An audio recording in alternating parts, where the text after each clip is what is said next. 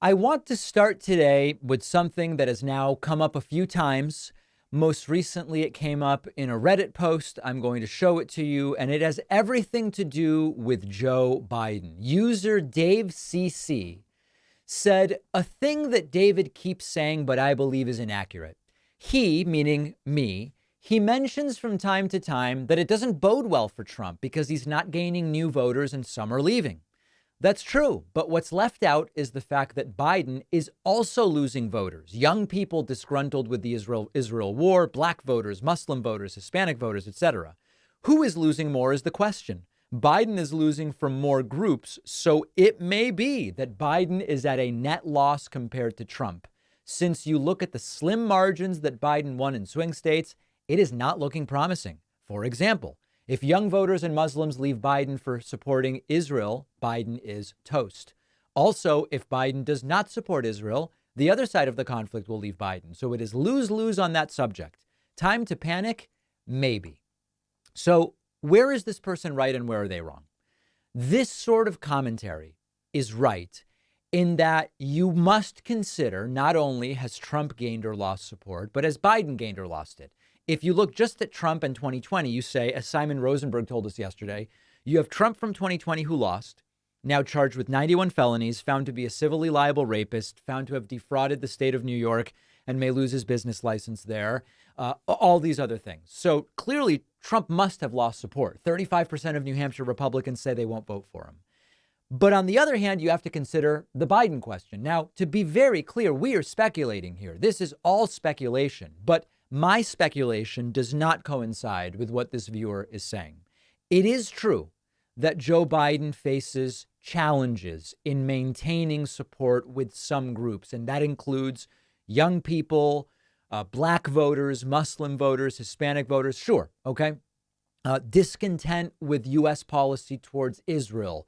It may influence some voters, although I think the number will be small. So first, zoom out. Is anti-Trumpism as a voting motivator bigger or smaller than anti-Bidenism? We know anti-Bidenism exists in that Republicans hate the guy. Some Democrats say, I'm disaffected with Biden. Yeah, there are slices of the electorate saying I'm angry with Biden over Israel. But do you really think when you zoom out that there is a larger anti-Biden movement that's going to go out and vote Trump to spite Biden or stay home, even though there's a great economy, because they're upset about Gaza? I'm not saying they don't exist.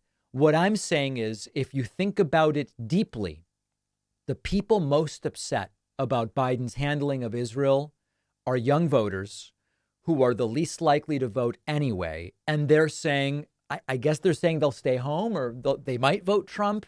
It's not going to be a major factor. Now, on the other hand, you have 35% of all New Hampshire Republicans in exit polls saying, I'm not voting Trump in November. Voted in the primary, I'm not voting Trump. That's 35% of the entire Republican primary voting public, including both Republicans and independents, and obviously the small sliver of Democrats that voted in that primary. You look at Iowa, the people who voted Haley overwhelmingly are not going to vote Trump. And many of them are saying we will vote for Joe Biden if Haley is not the nominee. These are dramatically differently sized groups. The anti-Trump movement is dramatically bigger than the anti-Biden movement. Secondly, I'm not actually seeing any evidence that Joe Biden is really losing voters the way it's being portrayed. It is true that every president who runs for re-election loses some people who voted for them the first time. They're disaffected. They're not going to do it the second time. I don't deny there are people angry with Biden over, I guess, Gaza and beyond that areas Biden hasn't done enough with. But as Simon Rosenberg told us yesterday, when you look at young people, the people who seem most upset with Biden about Gaza, even they aren't saying that foreign policy is most or even at all important to them. And a lot of them don't even vote. Look at New Hampshire. Biden wasn't even on the ballot. Biden was a write-in in New Hampshire. He didn't even campaign in New Hampshire. And he got 56% of the vote in a multi-way race, including against Dean Phillips, who focused on New Hampshire for months and months and ended up with 19 or something like that. and was officially on the ballot. Biden didn't campaign, wasn't on the ballot, and still got 56% of the vote. That is a signal, if I've ever seen one. On the other hand, Trump picked judges who got rid of Roe v. Wade. And since then, Republicans have lost everything. Women are rightly furious. They're going to come out for Biden, including some Republican women. But honestly, more than who is mad about Roe versus who is mad about Gaza, a lot of this is about turnout. I struggle to believe that in large numbers, voters who would typically vote for the Democrat are going to go for Trump, go third party, or stay home because they aren't as happy as they could be with Biden, or because of Gaza, or because he hasn't done enough on cannabis or whatever, when he, number one, has done so much on infrastructure, healthcare, student debt, manufacturing, climate, and also because people understand what's at stake if Trump is president. He's offering nothing that will improve the lives of Americans, and he is promising to be an authoritarian lunatic and to go back to the same failed strategies of his first 4 years. So I'm not saying no one will do it. There's 330 million people in this country. Not all of them vote, right? But, registered voters, et cetera. You're going to find people who do everything. People who voted Trump twice and stay home. People who voted Biden and vote Trump. You will find individuals who did all of these things. I really struggle to believe that this election is going to be determined by Biden would-be voters staying home for whatever reason. So we would like to see better polling. There's no reason to panic. There's no reason to assume Biden's got this. We say, hey, the economy's pretty good. We've all got to get out and vote. Biden is making a strong case for his reelection based on all the economic data and other accomplishments. And that's where we are. I'm going to play a clip for you from a recent episode of the Joe Rogan program. This was with comedian Bobby Lee. It really bums me out to see this. It really genuinely does. And I know there are people like me who have been on Rogan's show who won't ever criticize him because they don't want to not get invited in the future. I might never get invited. If he does invite me, I'll gladly go on, but that's not how I make decisions. Joe is saying things here that are just wrong. Here is a COVID rant where I don't know where he's getting this stuff. Let's listen. Yeah, but when I got it, I was really bad. But I lived through it. It was fine. Yeah. There's a lot of different things that were at play there. First of all, there was just general metabolic health that was completely ignored. People told you all you have to do is get vaccinated. That's horse shit. Your immune system is complex, and it relies on a bunch of different things to keep it effective. It relies on good nutrition. It relies on sleep. It relies on low stress. It relies on vitamins and nutrients. Now, so far, it's not untrue that underlying health, this isn't even about COVID.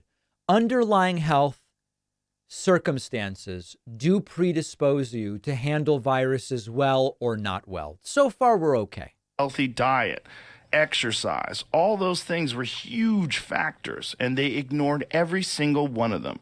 When you look at the number of people that died of COVID, something like 90+% had 4+ comorbidities. 4+. Cancer, diabetes, heart attack risk, fill in the blank. This is where it really goes off the rails. Hearing that, you might wrongly think, if I don't have 4 comorbidities, if I don't have cancer and diabetes and heart disease, then I'm going to be fine. First of all, the 90+ number is wrong. The study he's referring to said 76%, but here's why it's really deceptive, okay? When you look at the list of comorbidities people died with from COVID, they include pneumonia caused by COVID. They include respiratory failure caused by COVID. This is why it's so deceptive, and you've got to look at the data. If you say to me, they didn't die from COVID, they died from pneumonia and respiratory failure. Those are comorbidities. Yes, they were caused by the COVID. So what are we really saying when we say, oh, comorbidities caused by COVID? It is obviously true that if you are obese, diabetic, et cetera, your chances are worse. We know that. Nobody's denying that, and that's not unique to COVID. But that is a very deceptive, and I would argue, flat out wrong thing to say. 4 comorbidities, 90+% of them. Yeah. It's not that it's not bad. Of course it's bad. But it's, you know what's worse? You telling everybody what they have to do and not have to do. You motherfuckers telling people they could shut their businesses down and they have to take this experimental medication regardless of whether or not they have natural immunity. Dude, he was Gestapo shit. I don't even know what the experimental medications were being proposed by Trump and his friends, hydroxychloroquine, ivermectin, etc.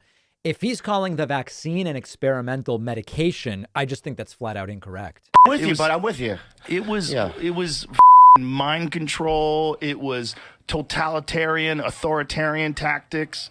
They were limiting people's livelihood, limiting people's ability to travel, shaming people. So listen, on this stuff, mind control seems completely beyond the pale. I do defer to the perspective of Sam Harris on this, which was at the what he's talking about with regard to business closures, etc. It was quite a short period of time. As Sam has laid it out, the benefit of hindsight is hugely beneficial, but at the time we were using our best assessments of the tools we had.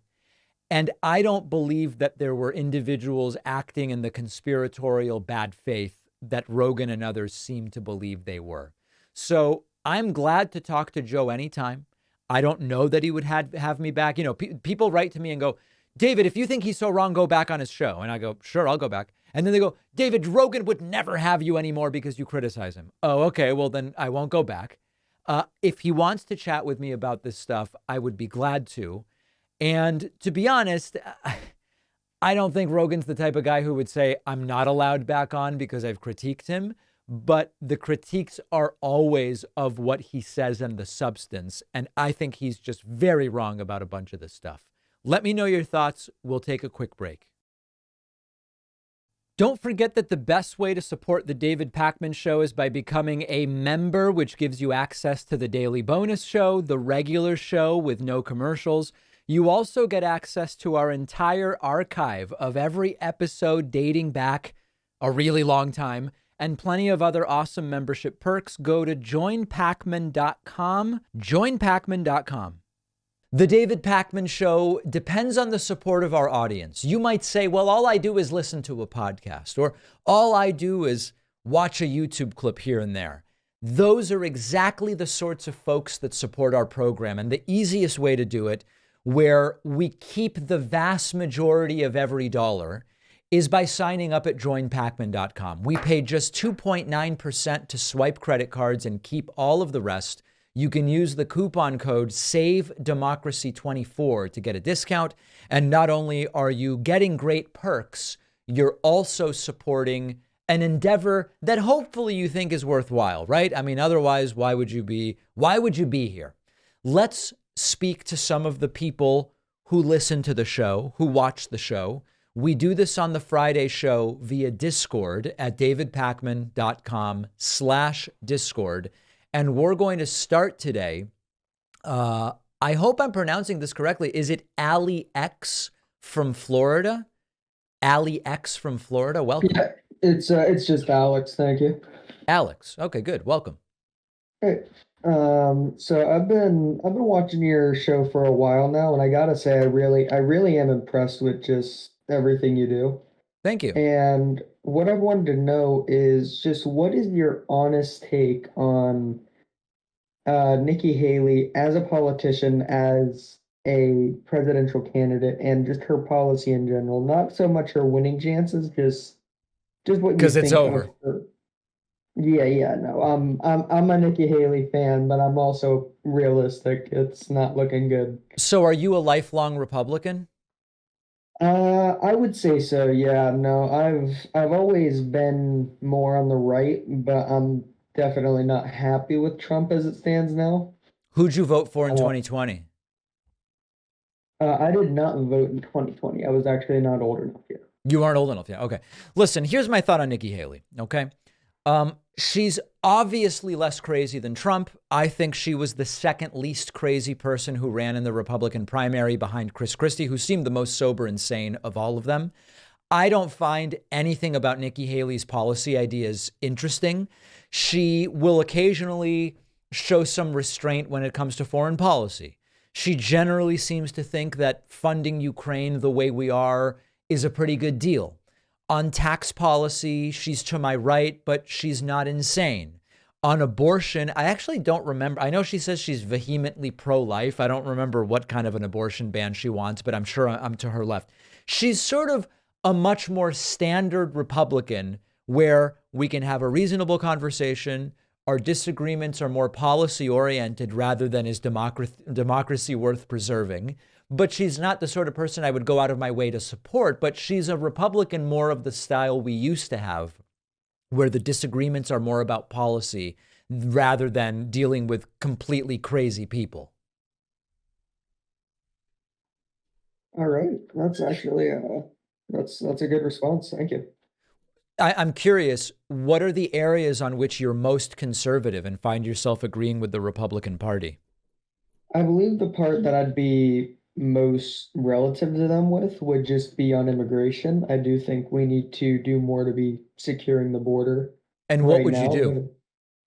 but I would say that right now Biden is trying to get funding passed, and recently we saw that the Republicans in Congress blocked the bill, which was interesting. They rant and rave about the border and then do nothing about it when presented But I the guess, Alex, opportunity. what I mean is, do you want a wall? Do you want to focus on deporting visa overstayers who have nothing to do with the physical border? Do you think that we need to be targeting the companies that hire undocumented immigrants, which is illegal but very not often enforced? What would you like to see done about immigration? Do you think DACA recipients should be granted permanent legal status in the United States? I would say the wall, I haven't seen evidence that it's worked because they say that Trump didn't finish the wall. He built most of it. No, he And didn't. so He didn't. Did he not? He built a tiny fraction. I believe that I want to be accurate, of the however many miles is it? It's like 1,900 miles. I think Trump built new wall on like a couple hundred miles. So he got not even wow. 10% of it done. Yeah. That's okay. I didn't know that. Thank you for Yeah. telling me that. So you don't think the wall really would work that well, it sounds like. Well, either way, then yeah, I didn't know that it wasn't actually. I thought it was about 80%. So No, that's Trump to be fair. insisted that he mostly built it, but that was a lie. Yeah. Okay. Yeah. So no, I don't think a wall would be the most effective. I think just having more security on the border in general would be the first step. And Meaning second, when what? it comes Meaning what? What does that mean? More security? You're saying hire more border patrol? yeah, more border patrol, maybe more ICE agents on the border, just making sure people don't come in the first place. Okay. And then when it comes to immigrants already in the country, I kind of agree with what I want to say. Yeah, it was Nikki Haley that said it, where it's just anybody that's been here for more than 10 years illegally, by that point, they're already pretty much they're just an American citizen. Just let's not worry about that. I don't We remember need Nikki to- Haley saying that, but that's interesting. Yeah, I listen to everything she does, Yep. every podcast, every town hall, everything. Cool. So Well, yeah, last question, Alex, before I let you go. Yeah. In terms of those who came here as minors, should they be allowed to stay? Ooh, that's a good question. In other words, they were brought here by their parents when they were legally minors. I'd say they didn't have control of the situation. So if they choose to, as an adult, stay here, Yeah. rather than going back, I think if they were brought here as a minor, they should at least be given the opportunity of citizenship. All right. Alex from Florida, if Nikki Haley doesn't become the nominee, which she won't, will you vote Trump or Biden in November? I'm still undecided on that, but I'm leaning Biden. All right. Alex, thank you so much for the call. Yep, thank you for talking to me. All right. Let's go next to David from Tampa Bay, a self-described Trump supporter. David from Tampa Bay, welcome to the program. What's on your mind today, sir? Hi, David. Thank you for having me. I Pleasure. very much enjoy your show. Listen all the time. Thank you. What's on my mind is just wondering, Republicans seem very excited for Trump. And Do you think that Democrats hating Trump and, from what I'm seeing in the polls, not being excited for Biden will be enough for them to defeat him? Well, I'll answer that. But David, when you say Republicans seem excited for Trump, aren't you a Trump Republican? Like, are you excited for Trump? No, I'm not excited for Trump. But you're voting for him? Yes. Why? Just because I lean more fiscally conservative. And which Trump policies are fiscally conservative? Well, I don't think it's a matter of just the policies. I think it's just reining things in and not spending as much money. I think both parties are big spenders. But Trump blew up the deficit in historic ways. How is that fiscally conservative? Well, if you remember what was happening with COVID and all the COVID relief that really blew it up. I mean, before that, though. Well, the deficit goes up every single year, no matter who's in charge. The debt goes up every single year. The deficit goes up, or it can sometimes go down. It went down under Obama. Oh, it did go down under Obama. Well, I liked Obama. Okay. But from what I've here's seen my lately, confusion, David. Here's my confusion. You call in, you say, I'm a Trump supporter. I go, okay. So you're excited about Trump. You go, no, I'm conservative, so I'm voting Trump. I say, great. Which fiscally conservative things? You go, well, reining in the spending. I go, well, Trump blew up the deficit. So why are you voting Trump? Well, I'm voting for Trump just because, in general, the spending is less under Republicans. But that's not true. Republican through presidents have a Congress- history of growing the deficit dramatically. We saw it under Trump. We saw it under Bush. It's been decades since Republicans spent less than Democrats as president. It's just factually untrue. Well, I just think with hold on, let me think about it for a second. Yeah, I'm curious. And I'm not playing gotcha with you. We have calls like this where people, they say one thing, and then I talk to them and they've misunderstood or don't know the facts, but then they go, I don't know, I'm still voting for Trump. No, I mean, I'm very much on the fence. This could be something I research and change my mind on. Yeah. Because I don't like him as a person. I just normally just see, at least with the rhetoric, about the only way to solve problems on the Democratic side is just to throw money at more money on the problem. But Are you open to the idea that, like you would agree that some problems are solved with money, right? sure, I mean, I think Yeah. a lot of things on the margin can be solved with some more money. Yeah. So it really sounds much more like Biden would be the right choice for you than Trump, just from what you're telling me, David. It's possible. Yeah. It's possible. Yeah, I mean, if I go and research this and just see that generally under Biden, they're being a little more conservative. I mean, I'm just worried about everything that happened with inflation. But it blew up. what do The you only think? thing I What's remember- happening with inflation? Tell me, what has happened with inflation in the last 18 months? Well, in the last 18 months, the Fed's been bringing it down. So you agree inflation is down dramatically under Biden? Yeah, but I mean, I don't think it had anything to do with him or his policies or anything like that. Well, but I guess the question but it has to do with the Fed based on who he selected to be there, right? Sure. I mean, I think any good Fed president is going to try to keep inflation in line and employment up. But again, But- David, the reason I'm asking is you said you're concerned about Biden because of what's been happening with inflation. And then you just told me inflation's I way think down. it's more just Democratic policies in general, just more spending all the time. But you realize that Obama lowered the deficit. Clinton had a surplus, whereas George W. Bush and Trump blew up the deficit. What I'm Well- trying to communicate to you is you have your understanding of what's going on based, it sounds like, on rhetoric, and it's counter to the facts. And I'm curious whether it's the rhetoric or the facts that are more appealing to you. No, it's definitely the facts. I mean, I had no problem with Clinton or Obama. I thought Okay. they were perfectly fine. I look at it just what's happening with politics at the time. Obama and Clinton were fine. Bush was all right. I don't like Trump at all. I think if I were to say who's a better person, I think it would be Biden. Yeah. I just look at how things are affecting our lives day by day. And I don't think Trump is that great of a guy. Like, I don't like what he did on trade. I don't like the America First rhetoric. Yeah. What I do sort of approve on is, I like the judges that he put in place. I like, generally, maybe not him, but the Republican Party and who he's picking as a judge, and the border, like your last caller mentioned. The only All right. thing Well, that I David, would- listen, I'm listening to you. You're sounding more like a Biden guy than a Trump guy to me, but keep researching, okay? Cheers. Appreciate All right. the call. Trump supporter David from Tampa Bay very clearly should be voting for Joe Biden based on what he's telling me, right? Not based on anything I imposed on him, based on what he's telling me. Very clearly should be voting for Biden.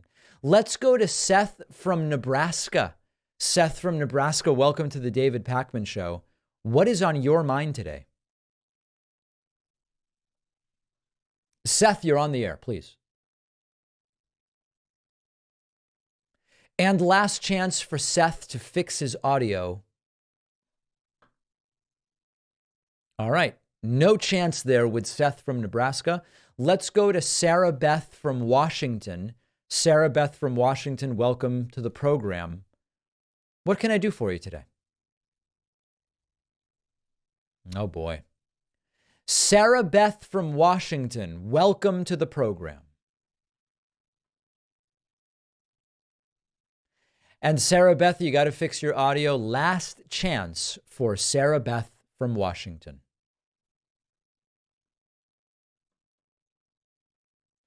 All right. Let's go to Pam from Florida. Pam from Florida, please save us from these tech disasters. What's going on? You hear me, right? I can hear you fine.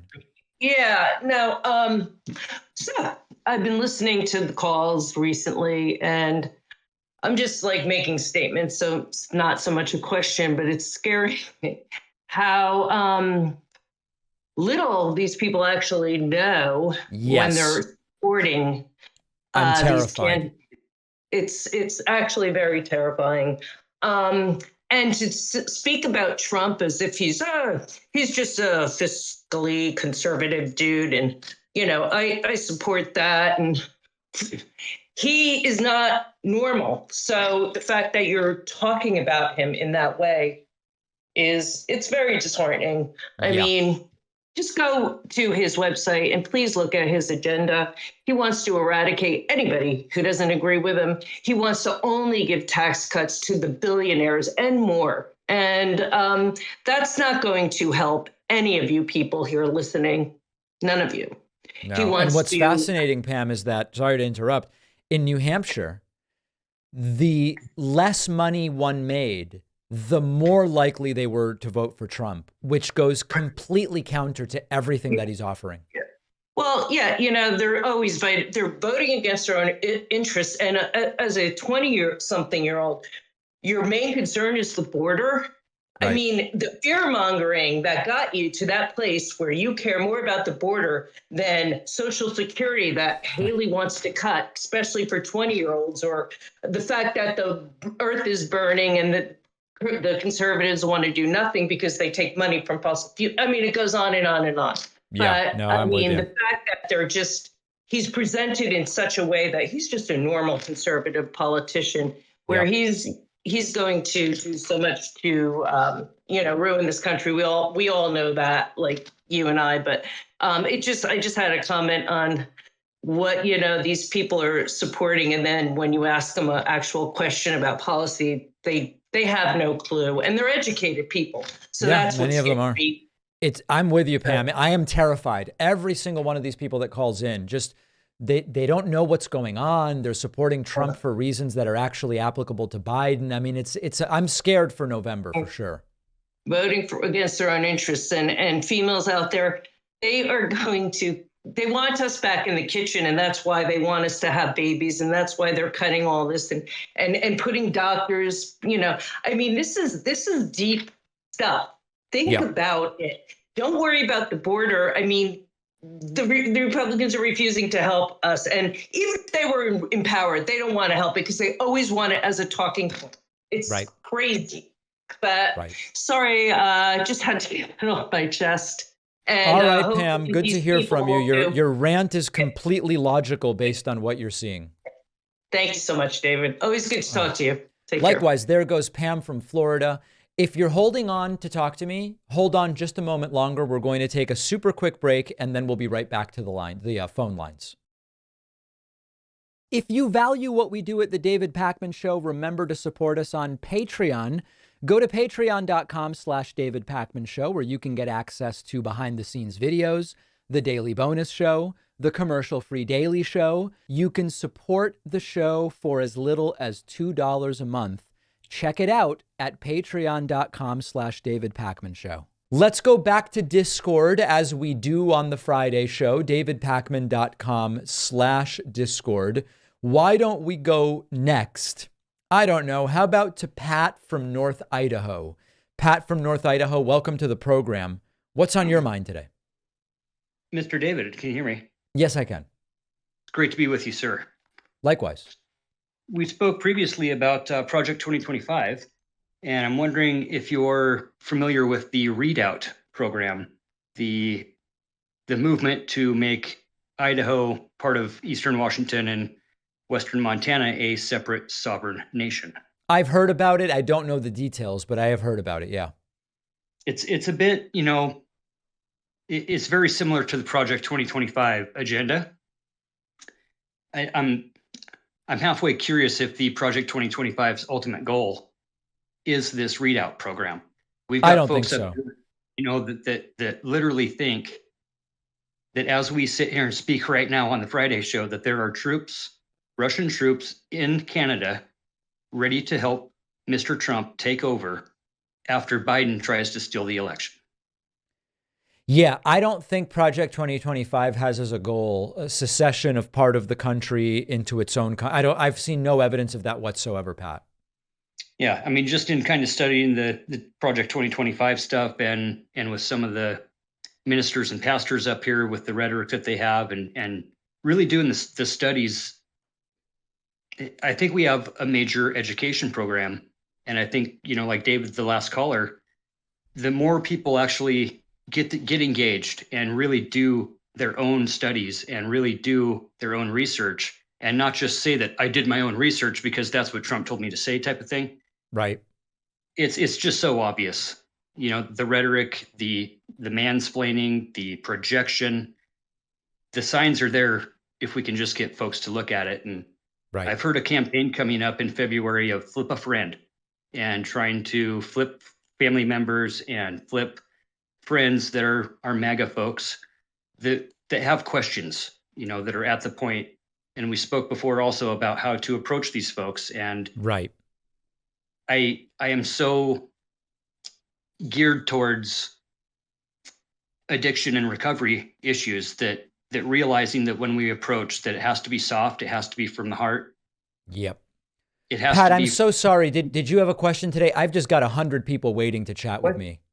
What is it that you would recommend for anybody that really wants to listen? What's a good source? I mean, somewhere we can direct folks to get information.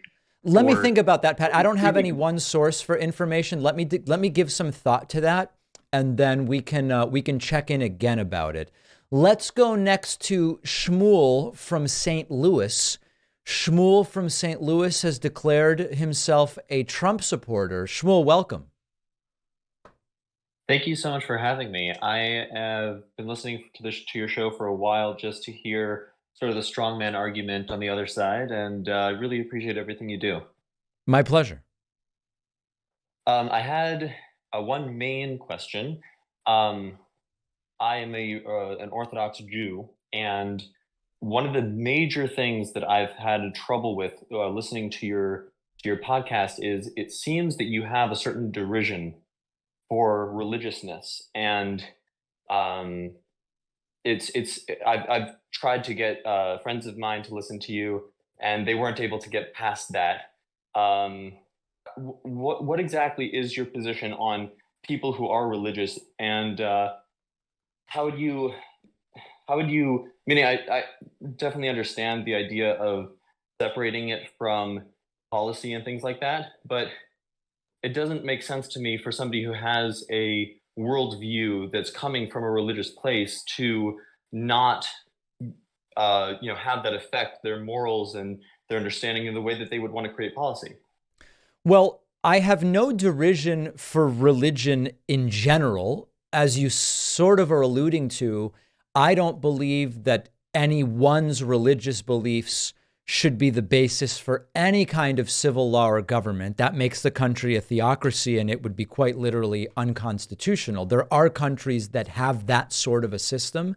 The US isn't one of them. So, for example, to say that gay marriage should be illegal because of what Leviticus says, to me would be completely out of bounds for civil government. Now, if a particular church doesn't want to participate in certain marriages because of their religious doctrine, to the extent that it doesn't violate the law, go ahead and not do it. But for me, justifying law based on the religious beliefs of any one religion is wrong. We're on the same page so far?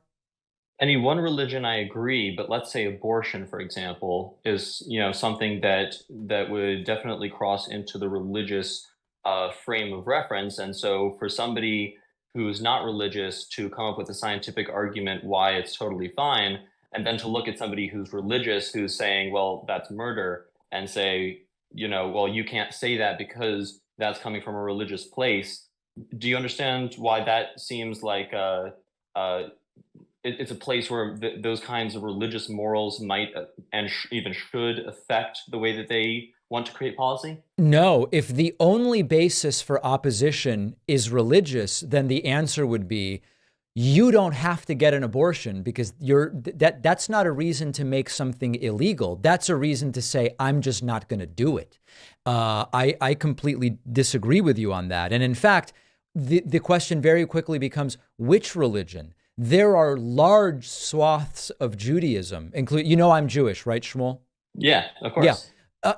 Every Jewish movement I've ever associated with puts incredible priority on the life of the mother and is essentially pro-choice. Doesn't mean anyone has to have an abortion. It just means it should be available. So how would we value, should something be legal or illegal if my Judaism says one thing and your Judaism says something else? No, so I understand what you're saying, and I'm actually very much of the same opinion that those kinds of carve-outs should and must be made.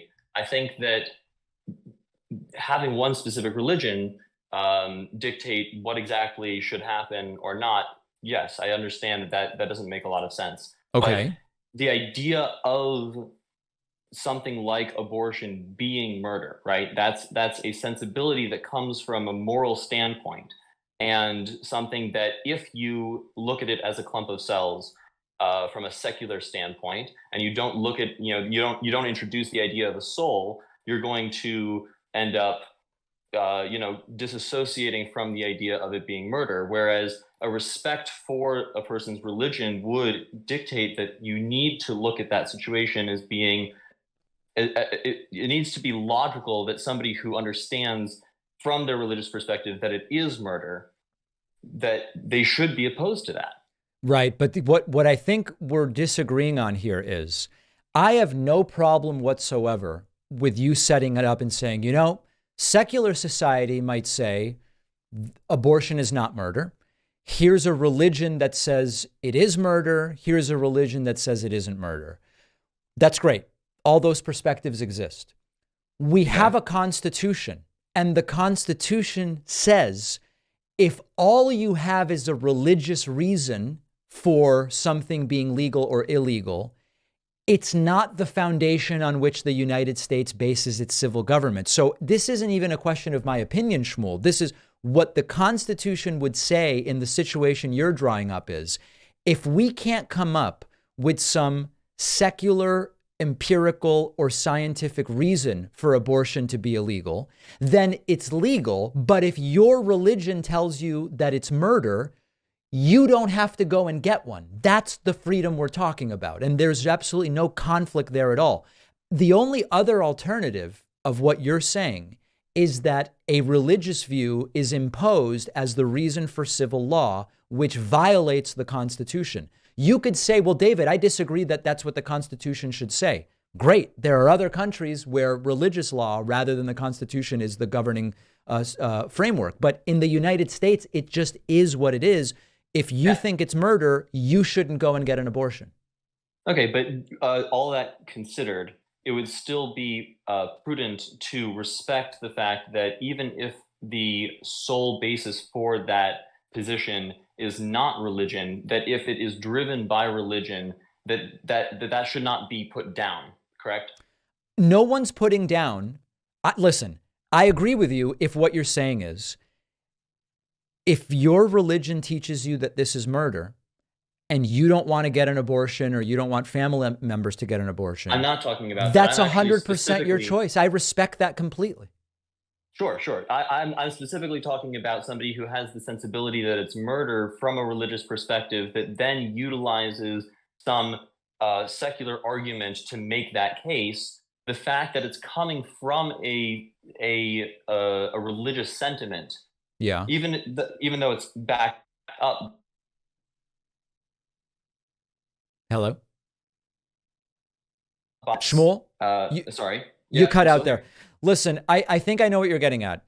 If a religious person who believes abortion is murder wants to come forward and make a science or secular based argument against abortion, they should be listened to. I think that's what you're getting at. Yes. And just one other thing. You've said a lot about, and you've really stuck with Biden on the inflation rate coming down. I think that the big problem, and you actually did hold on a second, Shmuel. Wait a second. What do you mean I've stuck with Biden? I've reported on the inflation rate. Is that fair to say? No, because of the fact that it hasn't been in context, right? In context, the inflation rate as it is now is low, but it was very high. Right. So if you adjust for wage increases, overall, our money has become less. Yes. Okay. So when you say to people who are looking to vote for Trump, hey, how can you look at Biden's economy and say that the inflation is out of control? Actually, inflation is very low. What you're doing is you're propagandizing and you're saying, well, you're giving them just a little piece of the puzzle and you're not showing them that actually there is a major economic issue with people's money becoming worth less. Now, that's not now, to hold on, say, Shmuel. Hold on. I have reported fairly and accurately to my audience that inflation is down significantly. Sure. Wage growth is up significantly, but it is still the case. That over the last several years, and this includes both the Trump and Biden eras, wage growth has not kept up with inflation. So I take issue with you saying I'm hiding that from my audience. I make that super clear. Okay, so if people were to attribute the very high inflation rate that we just previously had to Biden, it would then make sense that even if the inflation rate now is much lower, that they would still take issue with Biden on the economy, considering the fact that wage increases have not kept up. Why would someone blame Biden when the inflation has only come down under Biden since Trump left? I'd take issue with that. Doesn't make any. Why would someone do that? That doesn't make any sense. You're saying that the inflation rate did not go up under Biden at all? I don't have the chart in front of me. I'm sure it did go up during some months under Biden, but I think the framework I take issue with, Shmuel, is presidents only have some to do with these metrics. And I made that clear both under Trump and under Biden. Much of it relates to global economic conditions, business cycles, major events like pandemics, et cetera. So I think you're attributing to me that I give way more agency to presidents in general. My view is Trump was predicting. I actually agree with you on this. Hold on, Shmuel. Yeah. Trump was predicting a 1929 style depression under Biden. That very much didn't happen. And so what I want voters to question is the absurd and pathetic fear mongering from Trump when obviously nothing Biden did precipitated such a bad situation. Absolutely. And I agree with you completely on that. My only point was that the framing of the economy under Biden as being better than it actually is by looking at the lower inflation rate is not taking into context the fact that to some degree, a person could arguably attribute some of the increase in the inflation rate earlier to Biden.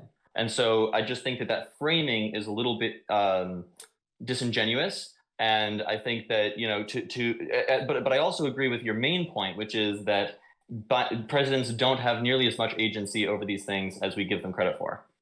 All right, Shmuel, very much appreciate your call. My pleasure. Thank you very much for having me, and I would love to call back. All right, thank you so much. Call back anytime, Shmuel from St. Louis. All right, folks, interesting calls this week. Hopefully some enlightening and illuminating. We will take a break and be back with more right after this. Follow us on social media. Interact with the David Pakman Show community. See exclusive content. See when we're taking calls live. And stay up to date on other big show announcements. We post daily. Find us on Reddit, Twitter, Instagram, Facebook, Discord, and TikTok. Let's get into Friday feedback for the week. We take feedback of all sorts and through all sorts of different means. You can always email info@davidpakman.com. Questions, comments, concerns, criticisms. It's all welcome. Politeness is preferable. We start today with something that is just very strange. Armando wrote in, "This cannel is an embarrassment." This cannel is an embarrassment. I've talked before and I've been interviewed about this on other shows. How do I deal with the criticism? And one of the things I said that earlier in my career I didn't do, which now I do, is I really imagine what it must be like to be some of the people that say these things to me. And even when things are correctly spelled, I sort of feel a little sad for them, right? Like what must your life have come to where this is the sort of crap you choose to spend your days doing, sending hate messages to people you don't know on the internet, especially when it's stuff like "this cannel is an embarrassment." It becomes very easy to just ignore it. It really does. And I don't know whether there's anything else to the technique, but I feel like these people's lives must not be going well. And if they feel a little bit better because they fire off some incorrectly spelled message to me, you know what? I can take it. I'm a big boy. Here's another one. "Grow your brain and you will get it. TRAMP 2024. Not Trump, TRAMP 2024. This is a classic. It's sort of reminiscent of some of the defenders of Jordan Peterson. You would understand how incredibly insightful and intelligent what Trump is saying is if you were smarter. No. You don't have the capacity to understand the greatness of what Jordan Peterson is saying. You're misunderstanding it. The only reason it doesn't make sense to you is because you're misunderstanding it. It's always me who's the one misunderstanding, not anybody else. Clayton says, "Maybe if you crawled out of your parents' basement, you would come to the realization that things were much better under Trump. Just look around." When people write this stuff to me, please tell me exactly which metrics you're talking about. Which things were better under Donald Trump? Were we more respected globally? No. Was unemployment lower? No. Was job creation higher? No. Were gas prices lower? Yeah, gas prices were a little bit lower during part of Trump's presidency, but on an inflation-adjusted basis, they're basically just as low now at $3 a gallon. What is it that was better under Trump? I'd love for someone to actually explain it to me rather than leave me wondering in this way. Here is Rob, who says, "Biden spends my money like a drunken sailor. I'm not staying home. I'm voting Biden out. Hey, buddy, have some more Biden Kool-Aid." Yeah, listen, there are programs Trump has spent money on, and there are programs that Biden has spent money on. I would argue that despite Trump blowing up the deficit, as Republican presidents tend to do, Joe Biden's spending has actually made sense. The CHIPS and Science Act, which increased domestic manufacturing, spending for something that strengthens the country. The Inflation Reduction Act and the infrastructure bill, which strengthen infrastructure while investing in green energy, while putting money into jobs that are local, good paying jobs. He's spending money in a way that makes a lot of sense. Student loan debt forgiveness. Biden has done more student loan debt forgiveness than any president. Spending money in an economically stimulative way, because now people whose student loan debt was forgiven, instead of paying interest on loans, they are taking that money that's freed up and putting it into local communities. It's called demand side stimulus in the economic world. Yeah, he's spending money in ways that I like. Here's a YouTube viewer who says, why are you still in the YouTube news section? You should be in the fools section because you say everything Trump said is BS, but HS that comes out of your month really is gabbish as you country go down the drain. You base prick, you are. What is wrong with America and jokers like you? You are so scared Trump is going to win. America has woken up Joe Biden loser. It's really hard to parse the syntax on this one, but I want to tell people again, I'm not scared Trump is going to win because something's going to happen to me. I'm going to be fine. That's the reality. Okay. I'm scared of Trump winning because of what's going to happen to the country and what's going to happen to people who are in precarious employment situations and what's going to happen to people who are economically marginalized and what's going to happen to minority groups of different kinds. It's not this whole I'm so scared. It would be terrible for me if Trump won. I hate to tell you, if Trump won, it's probably great for the show and it's fine for me. I'm worried because I care about more than just myself. And it's really hard to get a bunch of these people on the right to understand that. The Corvair guy says, dude, get over the Trump derangement syndrome. You know Trump is good for America. You just can't break free from your Democrat Party line. Remember, I'm not a Democrat. I have no Democrat Party line. The Corvair guy continues, but you will probably vote secretly for Trump because we were much better off on many issues when he was running it. Stop fooling us and yourself. Vote Trump 2024 like a good patriot. First of all, my vote is irrelevant. The idea that I would say I'm voting one way, but actually vote a different way when I vote in New York, which Trump is going to lose no matter what. I mean, my vote doesn't matter here. Sadly, I wish we had a national popular vote, but my vote does not matter. The idea that I would tell my audience one thing and do a different one behind the scenes is absolutely disgusting. I've said before, I think one of the most dishonest and horrible things that content creators can do is to essentially play characters and to be someone different behind the scenes. Any view I espouse on the show, I espouse in my private life. I know that that is not true of every content creator. I know that there are content creators that have latched on to what they perceive to be views that generate clicks or get them speaking gigs or whatever the case may be. That is not something you're ever going to get on this show. So one thing you can be sure of is if I'm telling you something on the show that I believe it in real life. All right, let's do one of these is very much indicative of how disinformation spreads. Johnny Rocks wrote in, trying to prove the point that Biden doesn't know what's going on. Johnny wrote, according to Biden, we lost the Revolutionary War because we didn't have enough airports. That's one reason to vote for Trump. So here is how disinformation spreads. Donald Trump is the one who, during a speech, talked about airports during the Revolutionary War. When Joe Biden talked about it, he was quoting Trump. Joe Rogan actually did a segment where Joe Rogan said, man, I saw this video of Biden talking about airports during the Revolutionary War.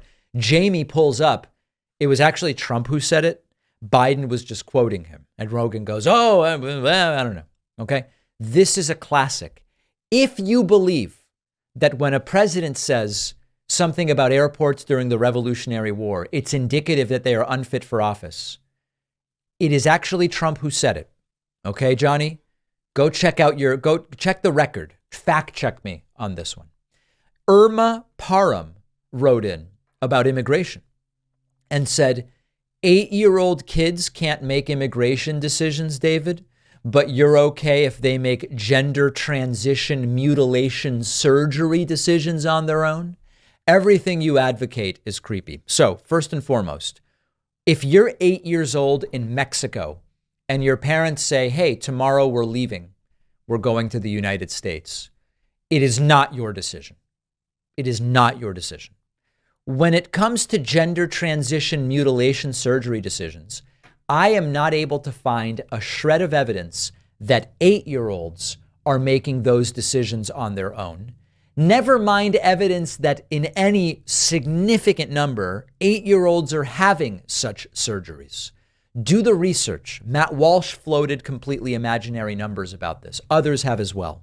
The idea that an 8-year-old can go, I want to have a surgery to change my genitalia, and a month later it's being done, is not happening.